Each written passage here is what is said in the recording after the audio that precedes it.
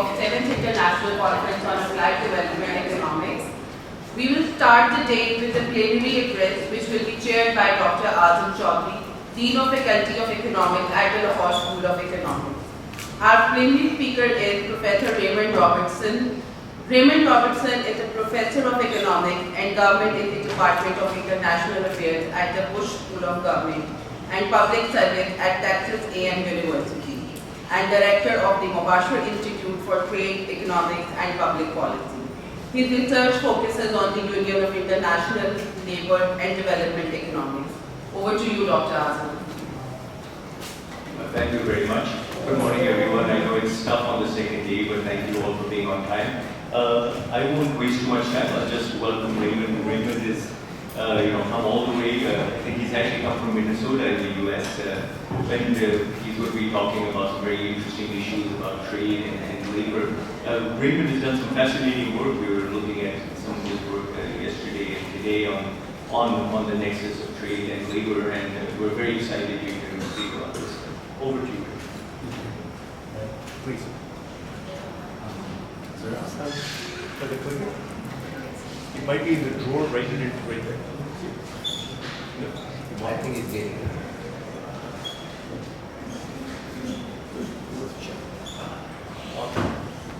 Right?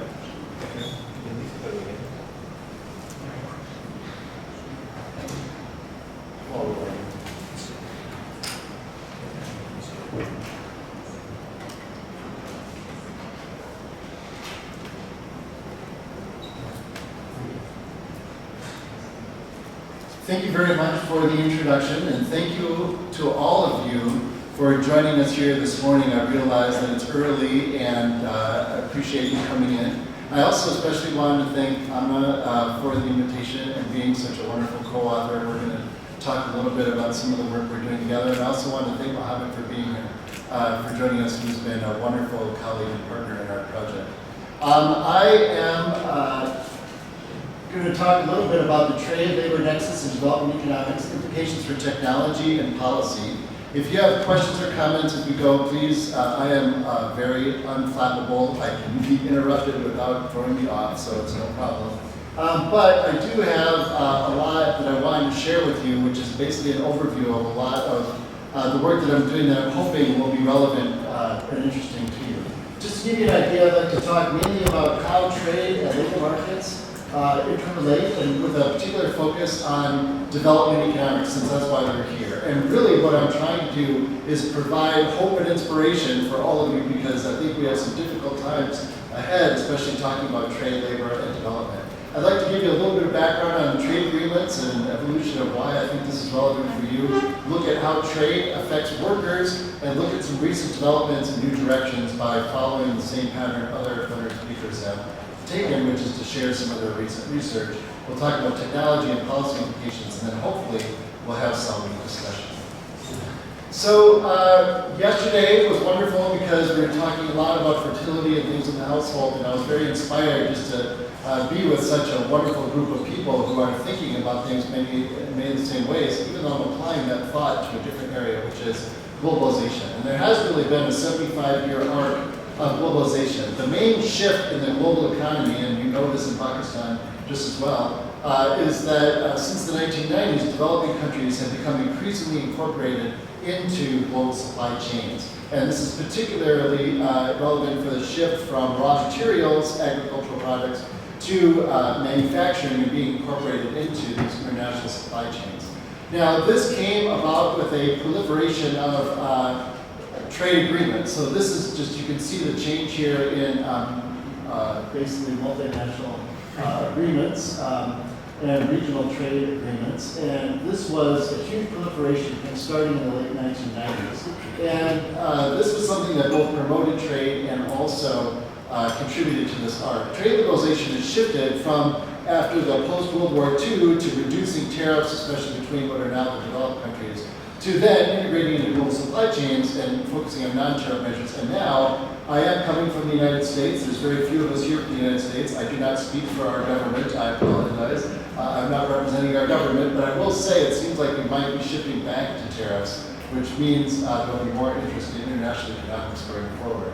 But having said that, I think it's really important to really understand kind of what the implications have been for workers. And in order to do that, I want to share with you some of the work that I think not everyone, especially in this group, because I know there's very few international economists, most of the time we assume that trade agreements are designed to increase trade flows between countries. And I'm going to be controversial and provocative here and tell you that that is actually not the case. So what we did in this paper was we actually estimated the change in trade for every trade agreement that was notified to the WTO, and using a gravity model. And you get these kernel density estimates. The most narrow one is for total trade, and the widest one is for apparel. And you can see that the main, the center there is around 0. There's a lot of mass to the left of 0. And that's kind of the fancy technical way of saying actually trade agreements manage trade, maybe as much as they even promote trade, and they might even be restricting trade in many ways. So if you look at apparel, and this is especially relevant for Pakistan because it's one of the main manufactured exports that we have here in this country, that apparel is especially managed by these trade agreements. It has been for a very long time. And this means that there are significant implications for development because apparel plays a very important role in economic development, as I will talk about in a minute. But just to kind of hammer this point home, these are all the U.S. trade agreements, and obviously I'm just focusing on the U.S. being from the U.S., that of course the vertical line there in the center is 0. So the bars actually represent the estimated change in trade for apparel following the implementation of the trade agreements. And there's actually more trade agreements that are correlated with less trade than there are more trade. And in particular, what we see is for some of the countries, Bahrain, Oman, Colombia, and even some Central American countries, we see that these trade agreements were significantly associated with less trade than they would have had there been no trade agreement at all. And this has particular emphasis, I think, again, for Pakistan, because when you enter into these trade agreements, I think it's especially critical that we are promoting different, that we're trying to promote trade or expanding trade. And you can see here that some of the restriction is not, and it's not a universal thing. If you look at the U.S.-Jordan agreement, for example, there was a very large increase in trade volumes. And this is actually really important to understand for policy and the implications of globalization for workers. Moving into globalization and workers, this was a recent report. This was last year's WTO report on trade inclusiveness. And I'm just highlighting this for 2 reasons. Number one is that the labor market effects are actually central to the political economy of trade. So when we think about trade policy and globalization, my focus is very much on how does this affect workers, wages, employment, labor force participation, skills, compliance with labor standards, and these are all influencing the public support for additional openness. So making trade work for all is obviously at the center of the current policy debate, so I'm trying to motivate my talk with you today, so this actually is relevant in policy circles today. Making trade work for all actually requires that we understand how globalization and trade agreements and actually expanded exports actually, how they affect workers, with a particular focus for this group on the what I'm calling the microdynamics of labor market investment, because trade agreements represent very significant shocks to an economy, and this actually reverberates throughout the economy. And I've had several discussions with several of you about industrial policy, and I've really enjoyed our discussions that we had yesterday, because I've tried to make the point with several of you, right, that we can not only think about industrial policy as focusing on industries, but we should also be thinking about these industrial policies as how we focus on factors, right? And these are the inputs. How do we empower workers and train workers to bring them into the labor force to make them more productive? Because fundamentally, at the end of the day, living standards, which is what we're trying to improve, are a function of worker productivity. And we have to figure out how to invest in those workers. So obviously, my main message, which I'm going to try and emphasize in the next couple slides, is that I take a view that probably is going to be different for a lot of you, because most of you are not necessarily doing international economics, but it also is a little bit contrary to the way most people think about the effects of globalization on trade, because I argue that trade actually affects workers in a way that's not specific to your industry. So as long as workers are mobile across industries, shocks to a particular industry like increasing exports actually are going to affect the factors in every sector of the economy. And that's why we have to be especially cognizant of how those factors are affected. It's not just industry specific. So the main message here is that trade is going to be affecting groups of workers across industries. These are factors, not industries. And therefore you need to relax constraints that the workers face through active labor market programs. And I'm really supportive of active labor market programs. But the other thing that I will say is that this report had a huge amount of input, I think, from the Lahore School of Economics. And I wanted to acknowledge that several people here have contributed to this report and were named explicitly in that report. So it just highlights the importance of this school in the global policy debate. And that's why I'm especially honored, to be here with you all today, because you're really punching above your weight, I think. And then the second point, of course, is that understanding how these workers are affected goes at the heart of the papers that are presented at this conference. And there's a number of you that I'm going to be talking about because I think the work that you're doing is very important and it's very, very relevant, and I'm hoping to frame that within the globalization debate. So just to give you kind of a highlight of kind of what happened with this trade liberalization, there's been, many of you are very aware of this if you follow this literature at all, but basically trade liberalization that started after the World War II and with the GATT and then the WTO led to adverse effects in developed countries. And coming from the United States, this was especially acute. But the thing that I would like to mention to you, mainly because when I taught this to my students in my trade class, they found this the most interesting, so I'm going to try and see if you find this interesting. But it was 1941 when Wolfgang Stoeber and Paul Sanderson wrote this paper called Protection of Real Wages. And they predicted, by using sort of the mathematical relationship between output prices and real wages, that if developed countries, which open up to the developing countries or the labor-abundant countries, do not take care of those workers who lose out from trade liberalization, voters will turn against trade. And I believe that this is exactly what's happened in the United States, where now we have parties on the left and the right now completely agree that they are against trade. So you say that, we had Joe Biden was the last president, and now we have President Trump, and you think these are two very different people in many ways, they have different policies. On trade, they're exactly the same. And this is because there's been a rising consensus that the workers have been vocal against trade because, I argue, we didn't listen to the economists who predicted in 1941 that we need to take care of these workers, otherwise they're going to vote against trade, and that's exactly what's happened today. And so there's been extensive literature in the last, 15 years or 20 years that shows that there's been very acute but vocal losses from developing country imports. In particular, right, China is the one that gets highlighted a lot, but the adverse effects of particularly Chinese imports into the United States affected certain communities in the United States in ways that were lasting and perhaps even permanent. And so that generated this cross-party anti-trade consensus, and I list a number of the papers here. Some of the papers here focus on China, especially that first one, which I'm sure all of you have seen.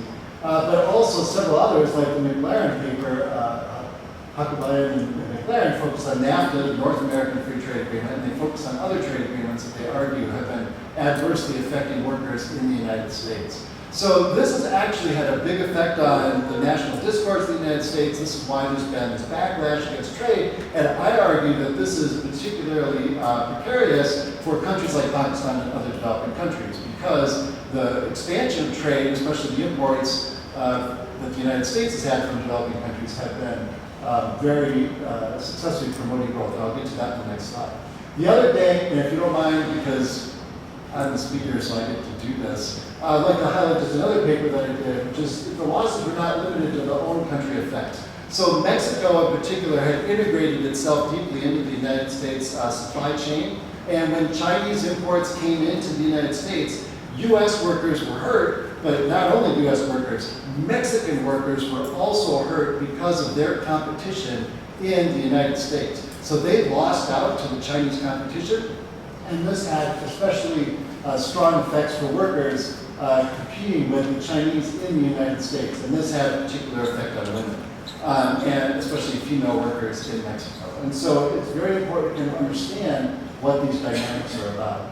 On the flip side, the WTO report that many people from this school have worked on talked about some of the positive effects in developing countries. So if you actually look at trade since 2000, and that first decade of the 2000s, it was an amazingly positive time for many, many developing countries. So what we saw is there was falling poverty, there was falling inequality, there was rising wages, there was a large number of positive effects for workers that was directly linked to trade. And I argue, because I'm very much a Stoker Samuelson kind of person, as you would imagine, that it goes really back to this idea that while the price of the labor-intensive goods was falling in the US, which pushed down the wages of less skilled workers in the United States in every industry, the opposite was happening in developing countries. So the increase in the relative price of labor-intensive goods in developing countries led to an increase in demand for the less skilled workers. And I had one of the first papers that showed this for Mexican liberalization that showed that the increase in the relative price of less skill-intensive goods was driving, I would say, the drop in inequality in Mexico. So Mexico also experienced falling inequality because of that rising price of the less skill-intensive goods, just following Stoker and Samuelson. Other papers, obviously from other countries, Vietnam and others, document very significant additional positive effects from the increase in the demand for labor. Like there was falling child labor, rising incomes led to increased education, and a number of other things. So the rising relative prices of labor-intensive goods have factor-specific effects throughout the economy, especially, I would argue, in the apparel sector. So I'd like to share just why I'm focusing on apparel. And I'm narrowing it, so trust me, I know a lot of you are like, this is too macro for me so far. We're going to get there, I'm narrowing down. But apparel trade is particularly important to economic development. This is one of the books I've done with Gladys Nicholas Acevedo, arguing that, called Stitches to Riches, which argue that in developing countries, obviously exports are increasing labor demand and create jobs for people who would otherwise migrate. But apparel plays an especially critical role in developing country job creation for a number of reasons. Number one, it is very labor intensive. It's not capital intensive at all. It's very easy to set up. It also is the first step into manufacturing for most countries, and not just, I mean, that's the way Great Britain did it, that's the way the United States did it, that's the way Germany did it. They started with apparel. It also is particularly, in most countries, open for women's employment. So it pulls women out of agriculture, the informal sector, and home work into formal sector employment. And formal sector employment for women is especially critical for economic development for a large number of reasons that we heard yesterday about empowering women for fertility reasons and empowering women's decisions, increasing their earning power. So I argue that trade policy has the potential to create jobs, promote economic development, reduce migration, particularly with focusing on apparel. So I want to give you an example of how these effects were maybe especially salient, and by looking at Bangladesh. So Bangladesh obviously is very well known to all of you, better than me probably. But I don't know how much you followed the European Union's changing rules of origin regulations for Bangladeshi apparel trade, maybe not too many of you. But there was a big change in 2011 where the EU relaxed their rules of origin for least developed countries in general that allowed imports of clothing that required textiles from any source that still qualify for preferential treatment. So, and I want to make sure, just for this discussion, that that we distinguish between textiles and apparel, because apparel is manufacturing clothing, and that's actually like the assembling of the garments, right? And that's different. That's very labor intensive. Textiles is different. It's an entirely different sector. That's a very capital intensive nowadays process of producing fabric from fibers and threads. So that's actually very different. Apparel refers to garments, textiles refer to the fabric, which is capital intensive. And there's been one paper here that shows that the change specifically increased the European Union's demand for Bangladeshi exports of woven garments, and so there was an identifiable price shock. So we had a clear price shock to Bangladeshi apparel as a result. And what happened then was there was also a clear increase in Bangladesh apparel export prices. And you can see that in 2001, I mean, there was this sharp increase, which then it kind of tapered off again after the crisis. They had several crises in the middle of that decade. There was a big increase in the exports to the European Union of apparel in particular. So as I mentioned before, I thought that the Stoper-Samuelson focus was on, for example, you can apply Stoper-Samuelson to capital and labor, which was their original application. In my paper on Mexico, I applied it to sort of more educated and less educated workers to explain falling inequality. I argue that you can also apply the Stoper-Samuelson logic to female-intensive goods and male-intensive goods.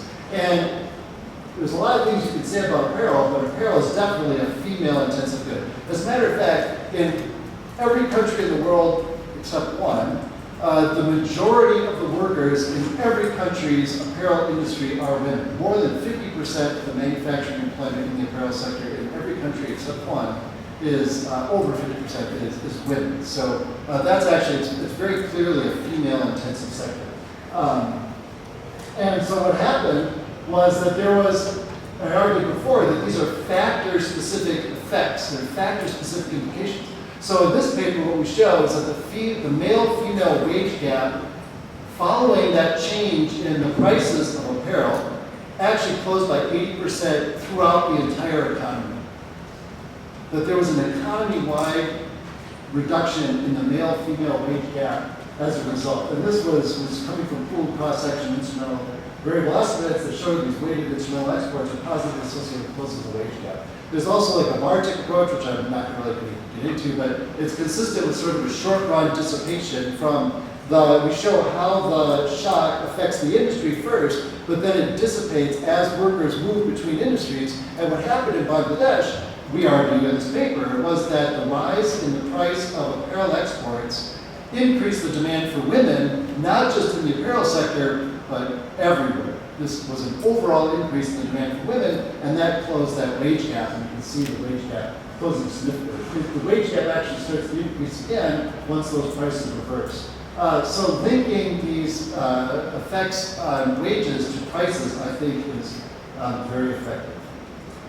But having said that, I mean, that was just the example of Bangladesh and apparel, but obviously not all developing country workers gain from trade liberalization. So relative prices, changes in relative prices create winners and losers in every country. That's something that Stoper-Samuelson emphasized. But we also know that there are particular countries where actually there was a pivot towards capital-intensive exports. So this happened in Morocco, it happened in Tunisia, where there was a specific intent by the government to try and target,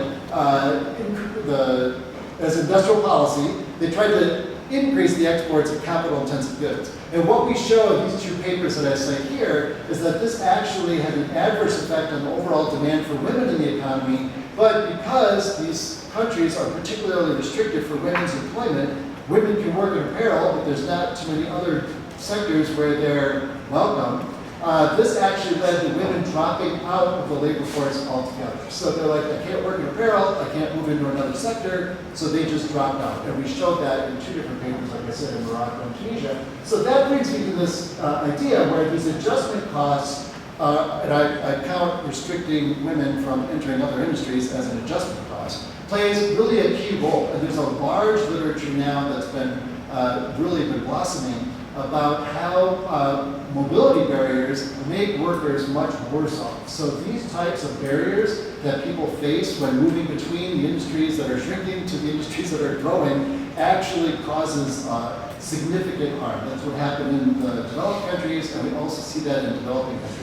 So Topolova has one of the most famous papers, but others, she did that paper for India, and Dixonero and Kovac did the paper for Brazil, but basically other papers are now showing that even in developing countries, when workers are not able to move and they don't have that freedom to move from one sector to another, they lose. They're often stuck and they're not able to benefit from gains. So that means that we need to focus, I believe, on labor market frictions. Like, what are these barriers that people face from moving from one industry to another? What's keeping people from investing in, I would argue, new careers? And that's my next step. What I'm going to talk about now is some of the more recent work, and Anna's been one of the most wonderful colleagues and co-authors I've had in my career.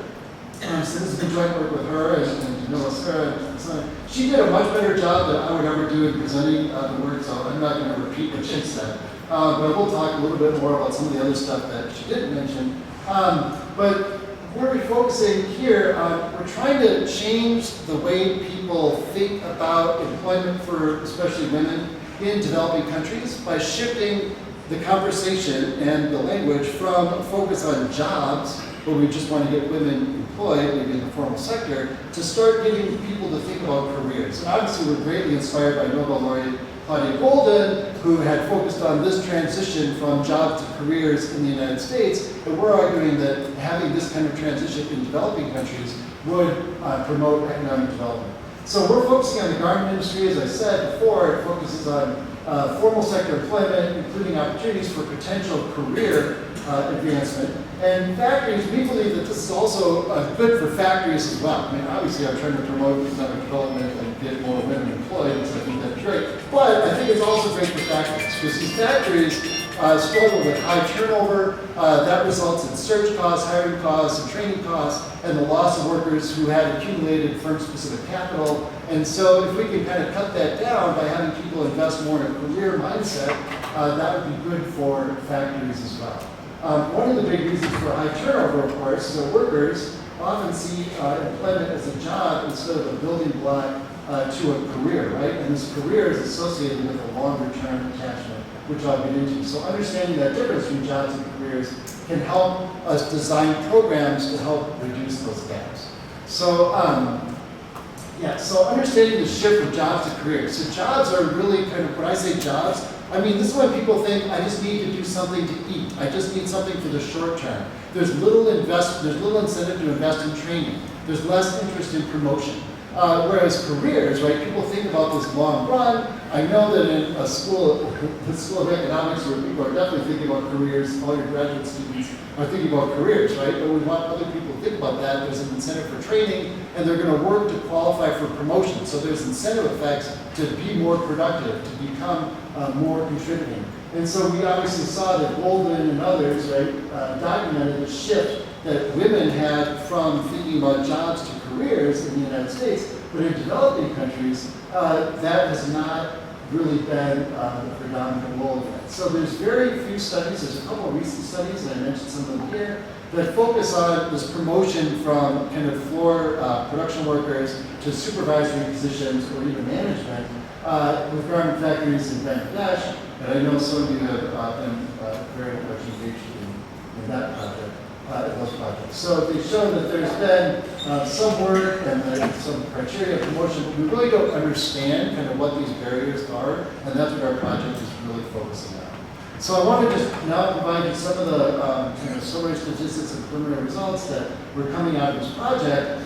And when you think about, why don't women necessarily think about careers, there's two ways to think about this. And I love speaking to an economics group because I don't always get to do that. But I can say things like, well, it's either a demand side factor or a supply side factor, and how are we going to tell the difference, right? And so going back to the simplest demand supply kind of framework is that if you think about changes in prices and quantities to determine whether or not something's a demand side factor or a supply side factor. So here what we see is that there are aggregate differences across countries in wages. So this is the gender gap, and you see that this is the male-female wage ratio. So 1 would be a line of perfect equality, and anything to the right of 1 is higher wages for men. And you see there are obviously some countries that are, in particular, far to the right, India, China, Bangladesh, are to the right, Pakistan is in that group as well, where there's per worker and per hour gender wage gaps. So we need to kind of understand where these wage gaps are coming from, because they could be creating a powerful disincentive to be investing in careers. Why would you invest in a career if you're not going to get paid for it? It doesn't make sense. So that's part of it. So there's definitely lower wages for women. But if you actually look at where do these wage gaps come from, we did analysis of a number of apparel factories across a number of different countries. And what you see here is that The darkest bars on the left are the highest wage categories, and the ones on the lighter ones are the lowest wage categories. So the fifth on there is like the entry level. And what you see is that the wages definitely increase the gap increases as you move up the scale. So basically, to put this in simplest terms, because I know it's early and you all are, probably had a lot of fun last night. As discretion increases, as people get promoted, those wage gaps really grow. So the wage gaps are basically almost zero on entry-level positions, so it's not in the entry-level positions. It's through the kind of promotion and moving up the scale that we see this gap starting to really rise, right? And that's, I argue, because there's more discretion in wage determination.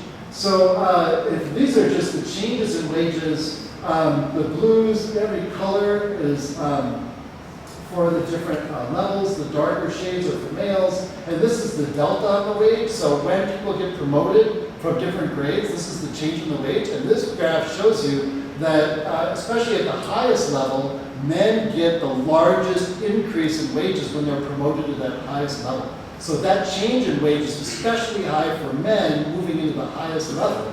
And that is a big disincentive for women to be investing and moving up the scale, right? Because men are the ones who are going to get more rewarded for that, and that's something that's coming from the factory.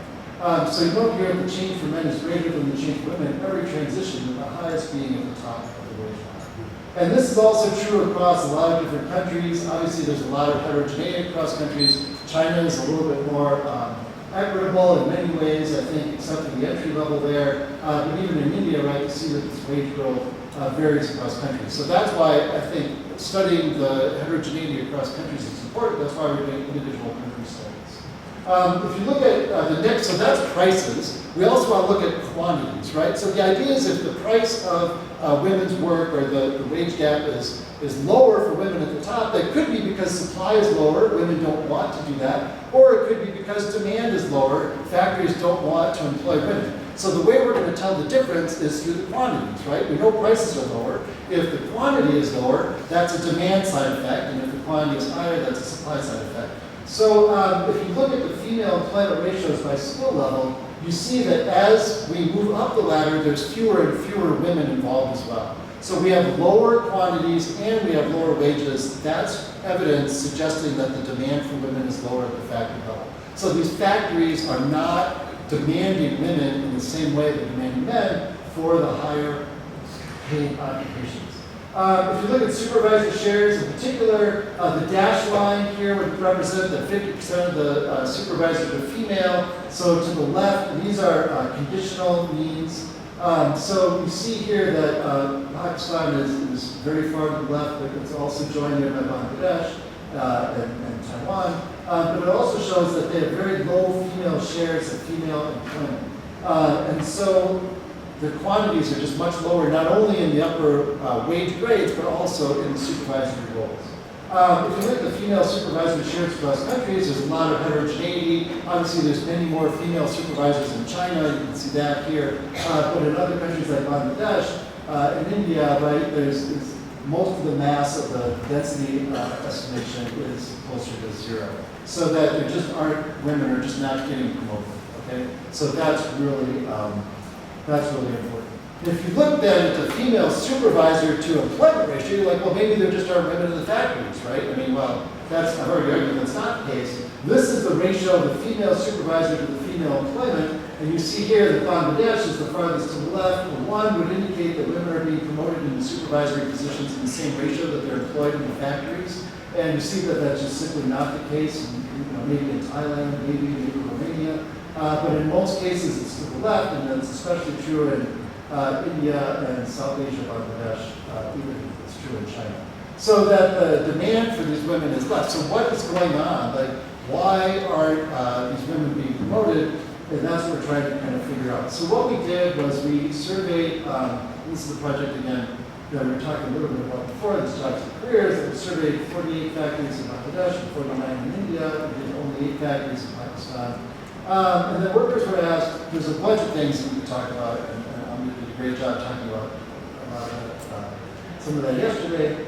part of the project. But workers are asked if they think that the majority of supervisors in other factories would agree or disagree with the statement, and we can't really read it, but one on the left is women operators are not as productive as males, and the other is male operators are more efficient and having higher output than women and have higher output. So what you see here is that there's a belief, like there's a perception among the workers that they don't perceive women to be as productive. And when we ask women, how productive do you think you are, they think they're just as productive. Like women think they're just as productive. And actually, when you look at data measuring productivity, women are oftentimes even more productive than men. So there's a gap here between kind of the communication and the perceptions of the productivity of women going forward. And so that is an opportunity for these type of micro-interventions that you all are so very good at, right? It's trying to identify kind of these beliefs and priors that are affecting potential behavior.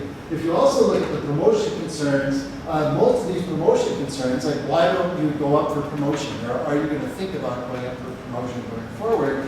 And you know, we ask, what's the biggest worry if you're in the position of supervisor? And like in North India and Bangladesh and South India, most of the time, they just don't feel like they're skilled enough. And this is not just true for women, it's true for males and females. They both feel that I just don't have the skills to be a supervisor. Turns out being a supervisor is probably a lot easier than it looks.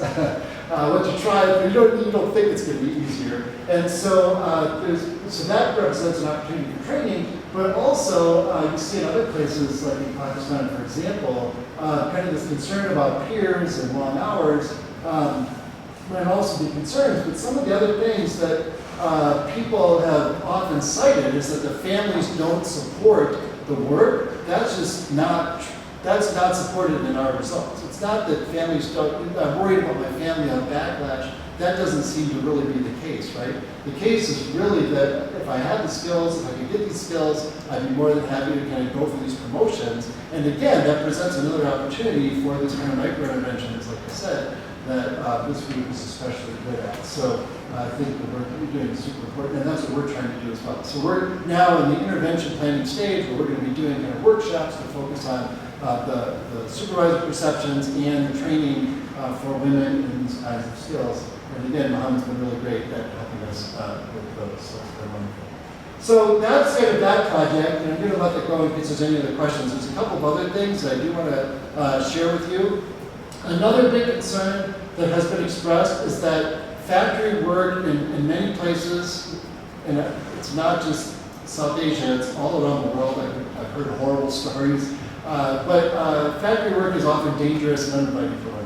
And so one of the things that people have tried to do to try and improve that is to improve compliance with national labor law and international labor standards. So the International Labor Organization sets out these international labor standards. And so I've been working since 2003 with this ILO program called Better Work, which works to increase compliance in the factories with international labor standards and national labor laws. And then I just recently did this paper I published last couple years ago on the change in apparel exports for countries that enter into better work. And the main point here is that this increased compliance and making these workplaces safer for women and more inviting and more compliant actually is helping countries export more. And the reason for that is that things like the European Union's due diligence legislation and other movements in the developed countries have increased consumer awareness for trying to make sure they're buying from more compliant factories. And the Better Work program helps assure that factories are becoming more compliant.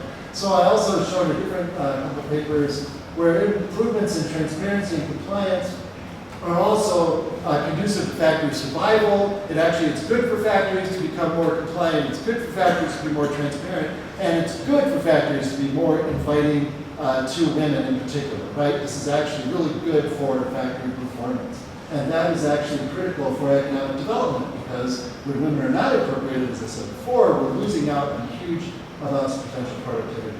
So what are the main implications, right? Just to kind of summarize this first part, and that is we need to really understand the barriers to labor force participation and mobility. And there's several papers, I'm this paper from yesterday was good, and so we had several others that are from this conference. And I'm just highlighting the fact that the people who are doing work at this conference your work is very important and it's incredibly relevant, and that's why I'm especially honored to be part of this group and be presenting with you. The next step, of course, is understanding how we can use technology to overcome these barriers, and there's been a couple papers also about technology adoption in this conference, which are also excellent, that help us really understand the incorporation of technology. So I wanted to just talk a little bit about technology. We had a great conversation last night about these large language models and the rise of AI and what implications that's going to have. I think we all should be thinking about doing much more research. I do a lot of work in the security space, national security space, and someone told me at the U.S. Department of Defense they're all using AI, the large language ChatGPT, to do their work, which makes me very uncomfortable. Since our defense is now being based on ChatGPT, which lies to me all the time. So I'm kind of nervous about that. But also, the preliminary work in the private sector is far outpacing what's being done in academia. And so there's still a lot of space for us in academia to be catching up on that. And expanding AI is going to target different segments of the labor force, but developing countries can really catch the wave with appropriate instruments. And also, it was funny because I did this presentation Saturday or last week, and then I was working on a paper with a co-author, and he sent me the draft, and I realized that we did these surveys. I knew we did these surveys. We did surveys in Jordan, and Iraq, and Syria about women's use of technology, especially kind of in the Levant countries.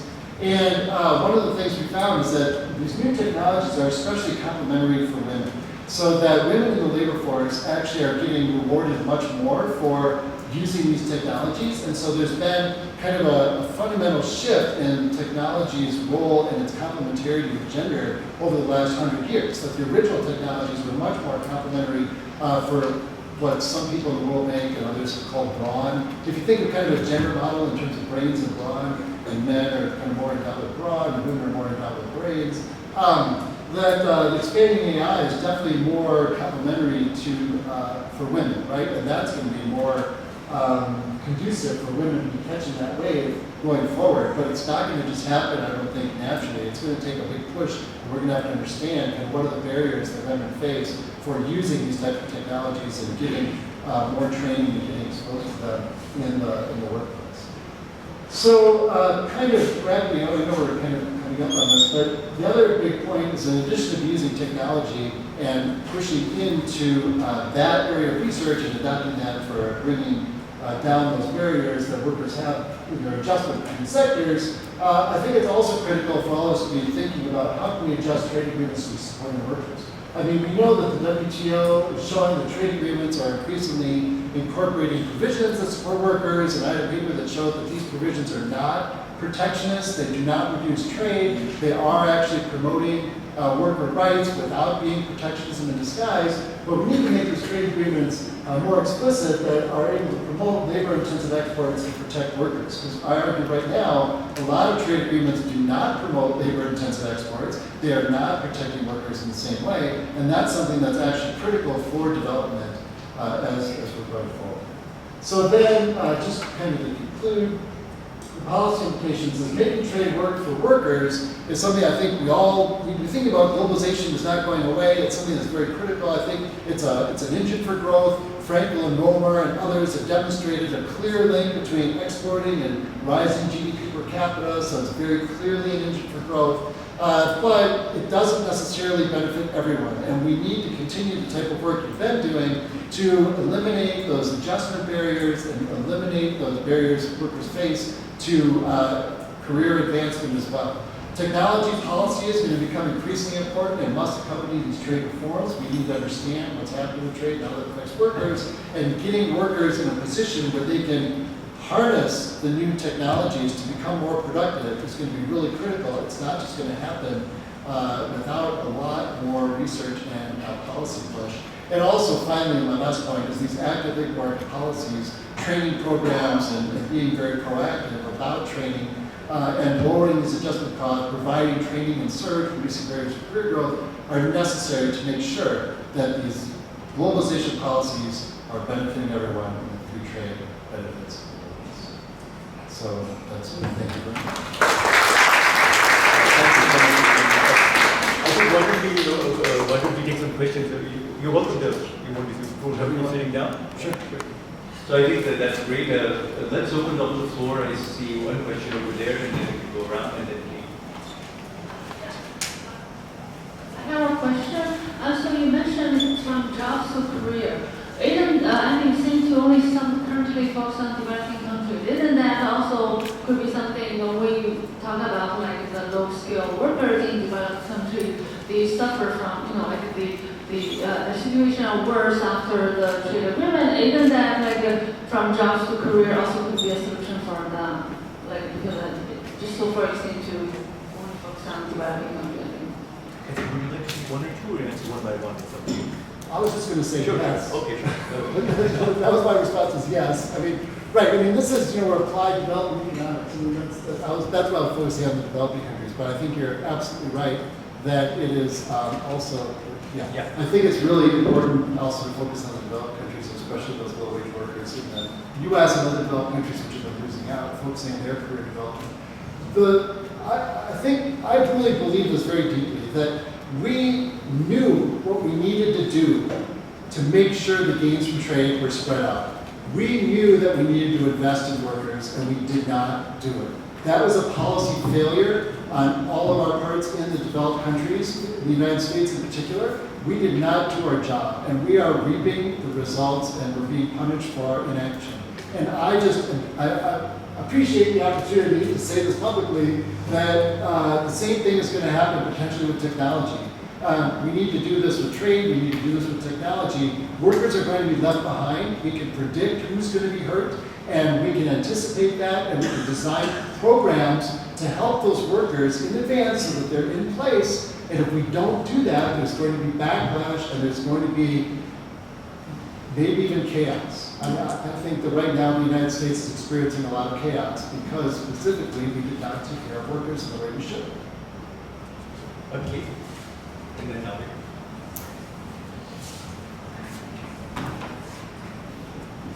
Thanks so much for really stimulating talk. Two questions.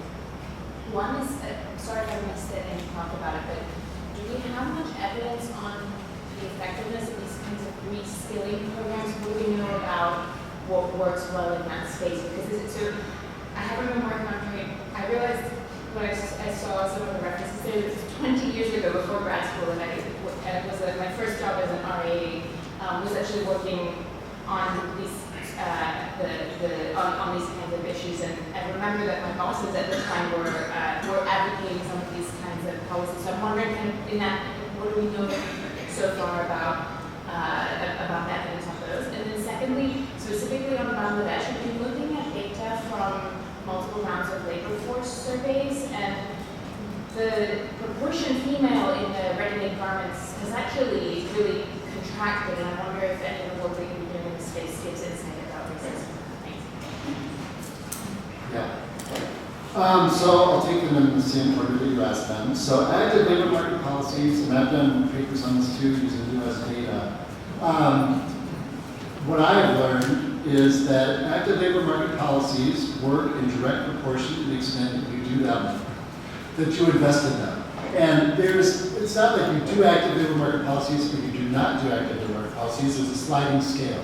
My kids, I'm married to an economist, and we always use economic terms. My kids hate this. But it's a cloud, it's not a point. You know what I'm saying? I say this a lot. That there's a scale. And the programs, the more you invest in active labor market programs, the more effective they are. So the most intensive programs have huge results. And actually the return on investment on the labor market programs for the most intensive programs are actually quite high and respectable.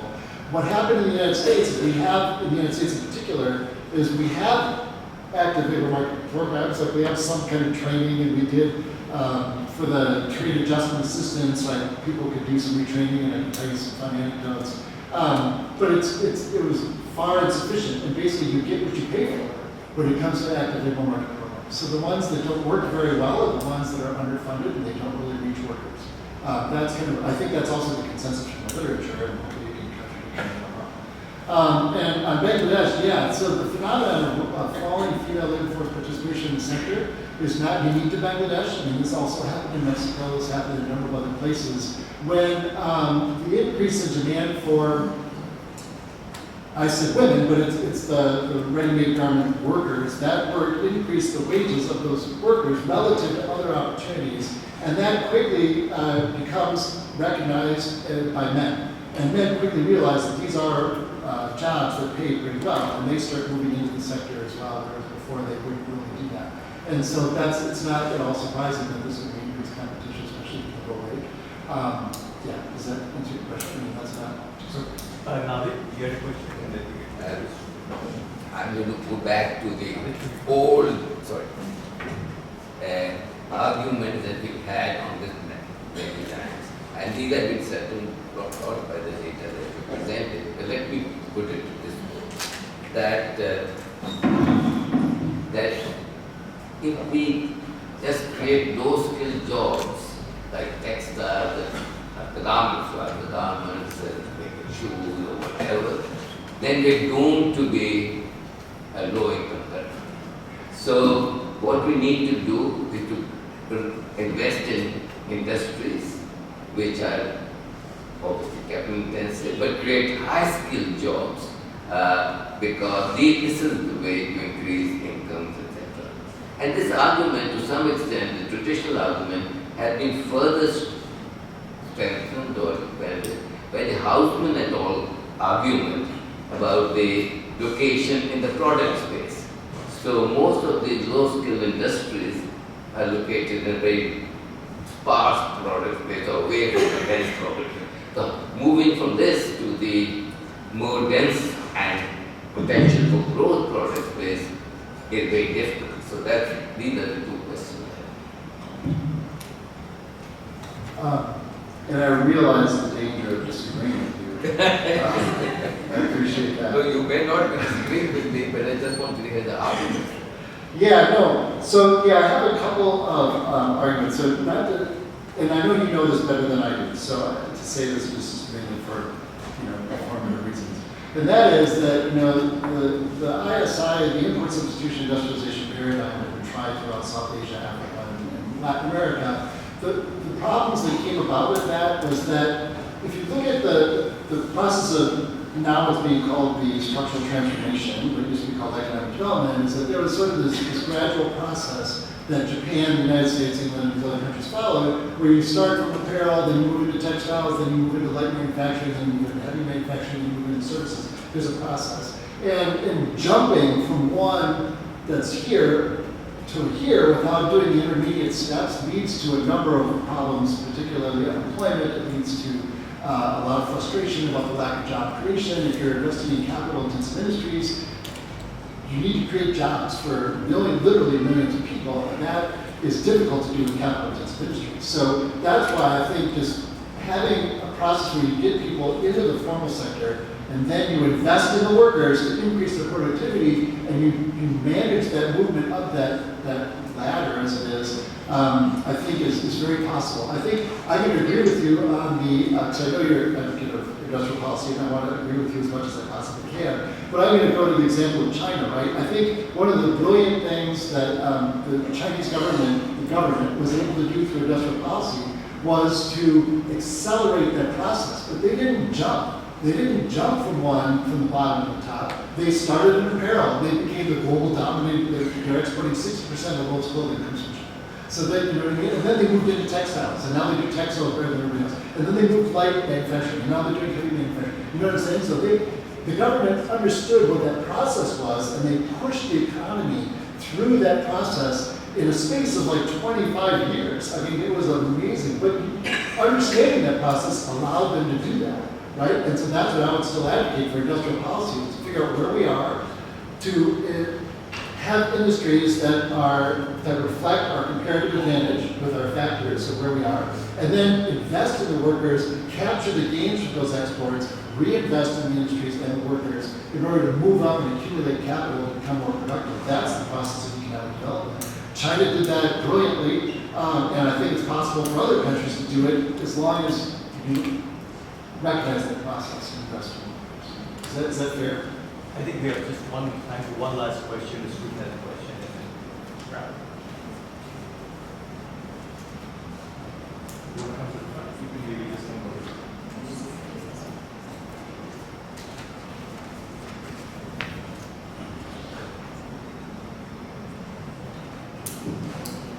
It's not a question. I just want to take your opinion on the impact of the trade liberalization on the global impact of the trade liberalization.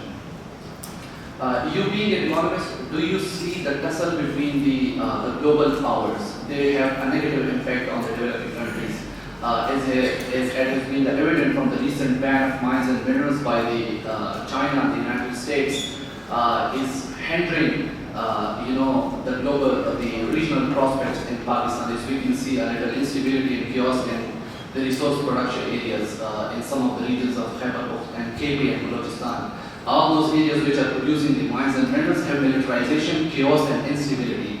And there is a common belief that they are, extending this belief that some of the global powers is eyes on them. And one of the props that, the regional knowledgeable people is extending the recent lunch of the field marshal with the President of the United States. Thank you. May I respond? I think it's great that you're looking at those issues, and I encourage you to keep looking at those issues. I think it's naive for any of us to not acknowledge the power dynamics that are happening in global trade, and I think that's very important. I mean, yeah, I realize I'm very jet lagged, so I probably shouldn't say stuff like this. You know what I mean? But the thing is that you need to focus on what you can do, and don't worry about things. Change what you can change. Be the element of change for the space that you have in front of you. I think that's critical going forward. And just focus on that, and you can make the world a better place. But don't worry about the stuff again. Okay. Thank you. I was going to just give you one quick aside before we thank Raymond is that my experience with AI has been quite odd, which is I tried to, for a WTO presentation, put in a bunch of bullet points and actually attach PDFs of my papers. And said, use these as references. One of my papers was from Kar Madhu. It very conveniently kept dropping my name from those references. I didn't like AI, I didn't like it. ChatGPT lies to me all the time. But it just wants to get rid of me. I tell you. But I think we need to thank Raymond for a fascinating and thought-provoking discussion. And